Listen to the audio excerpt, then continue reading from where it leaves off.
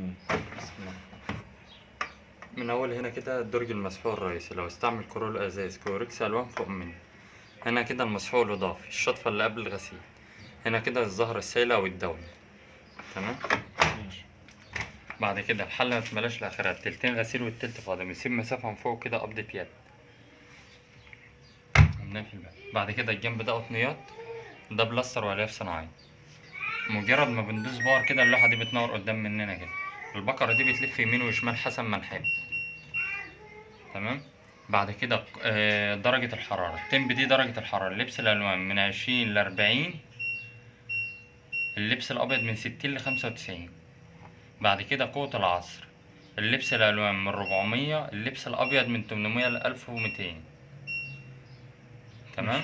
تمام. بعد كده انتنسيف، ده بيزود منع عدد لفات الموتور أكتر.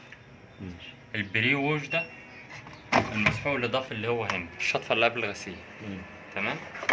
بعد كده بتدوس ستارت، الغسالة اشتغلت معاك. ماشي. تمام. يبقى من تاني، حطينا المساحيق وحطينا اللبس وسيبنا مسافة فاضية. بندوس التلتين غسيل والتلت فاضي. التلتين غسيل والتلت فاضي. بندوس باور. بنحدد البرنامج. بنحدد درجة الحرارة. ماشي. بنحدد قوة العصر. حبينا نزود حاجة من الاتنين دول نزود، ما حبيناش بندوس ستارت. الغسالة اشتغلت معانا. ماشي. تمام كده. محتاج فيها أي حاجة تانية؟ أنا عاوز أعرف بس درجة حرارة تظبط حسب إيه؟ اللبس الألوان من 20 ل40. اللي أنت قلتهم في الأول. الألوان من 20 ل40.